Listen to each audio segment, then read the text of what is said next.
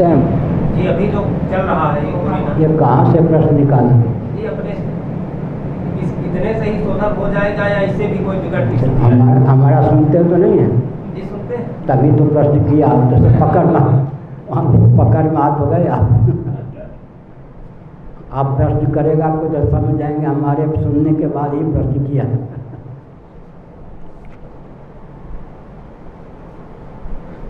जो माँ होती है ना,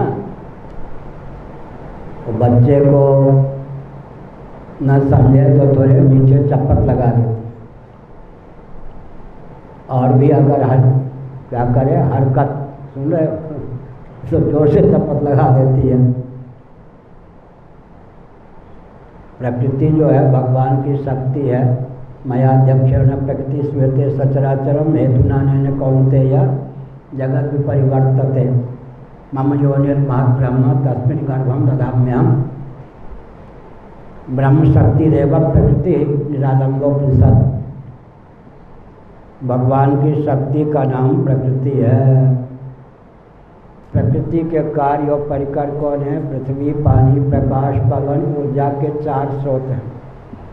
चारों को धारण करने वाला आकाश। आस्तिक, नास्तिक, वैदिक, अवैदिक, उभय सम्मत ऊर्जा के स्रोत कितने हैं? नाम बोलोगे?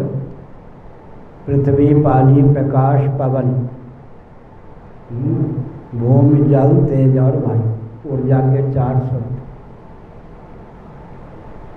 विकास को जिस ढंग से भौतिकवादियों ने परिभाषित और क्रियान्वित किया, उसके फलस्वरूप क्या हुआ है? पृथ्वी, पानी, प्रकाश, पवन, ऊर्जा के 4 स्रोत अत्यंत विकृत और क्षुब्ध हो गए, कुपित।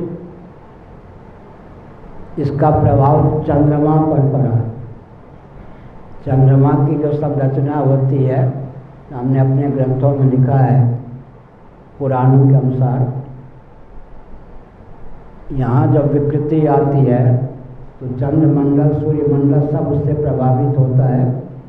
चंद्रमा भी कई मीटर धंस गया है। चंद्रमा की जो सतह है कई मीटर धंस जाने से कई विप्लव हो सकते हैं।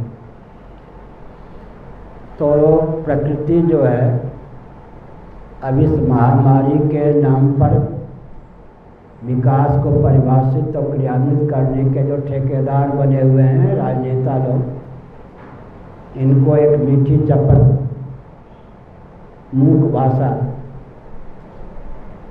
न मानने पर और भी चपट की संभावना। इसलिए सृष्टि की संरचना का जो प्रयोजन है, मानव जीवन की सार्थकता जिसमें सन्निहित है, उसको जो नहीं समझेगा, विकास को परिभाषित क्रियान्वित करेगा, वो विस्फोट ही उत्पन्न कर सकता है। इन नेताओं की क्या स्थिति है मालूम है? स्वयं जाने नहीं, जानकार की माने नहीं। ये स्वयं जानते नहीं और जानकार की मानने के लिए तैयार है। ये धार्मिक आध्यात्मिक क्षेत्र के भी नियामक बन गए हैं, चाहे मोदी जी हो चाहे योगी जी। एक दाढ़ी कट, एक दाढ़ी वाले, दोनों ही संतान विहीन है, बहुत अच्छा है, त्यागी है, घर बढ़ने वाले नहीं हैं। लेकिन व्यामोह क्या है कि धार्मिक आध्यात्मिक जगत का नेतृत्व भी इन्हीं के हाथ में है। योगी जी ने अर्धकुंभ को पूर्ण कुंभ घोषित कर दिया या नहीं? इसका अर्थ क्या है? किसी ऋषि मुनि ने तो ऐसा साहस नहीं किया, तो दिखा दिया कि धार्मिक आध्यात्मिक जगत का नेतृत्व भी हमारे हाथ में। शंकराचार्य कौन होते, धर्माचार्य कौन होते, और दाढ़ी बढ़ा करके हमारे दोनों परिचित हैं। प्रधानमंत्री ने सिखा दिया कि धार्मिक आध्यात्मिक जगत का नेतृत्व भी हमारे हाथ में ही है। संत महात्मा हमारे प्रचारक हो सकते हैं, हमारे समकक्ष या उससे ऊपर नहीं। हो गया ना? तो अभी स्थिति यह है कि प्रकृति कुपित हुई है। और मैं एक उदाहरण देता हूँ।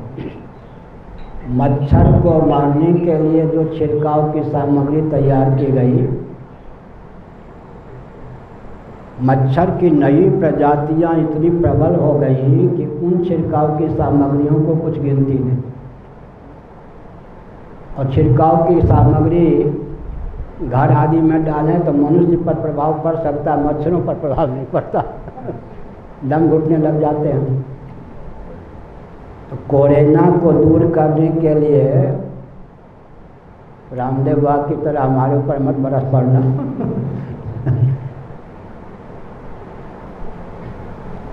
क्योंकि हमारे तो पत्रकार लोग कम ही आते हैं मुँह लगाने। तो हमने क्या संकेत किया, कोरोना को दूर करने के लिए जो दवाई इत्यादि बनी है, निंदा नहीं कर रहा हूँ, उसके बाद अगर ये विकास की परिभाषा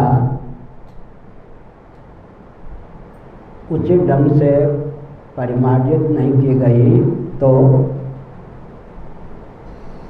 चक्रवृद्धि ब्याज के समान इसको मूलधन बना करके नई बीमारी और मजबूत हो सकती। इसलिए कितनी चिड़िया उड़े आकाश चारा है धरती के पास, आज न सही कल इनको हट छोड़ करके हम लोगों के पास आना ही पड़ेगा और विकास को शास्त्रीय विधा से परिभाषित और क्रियान्वित करने का मार्ग प्रशस्ति करना पड़ेगा। लेकिन ये भले ही मर जाएं, देश को मार दें, विश्व को मार दें, हठीले इतने ये हैं कि ये किसी आध्यात्मिक व्यक्ति या वर्ग से संपर्क साध करके अपने को किंचित भी न्यून सिद्ध करना नहीं चाहते। हम किसी को न्यून देखना नहीं चाहते, लेकिन ये अपने सामने किसी को गिनना भी पसंद नहीं करते। बस एक प्रश्न हो।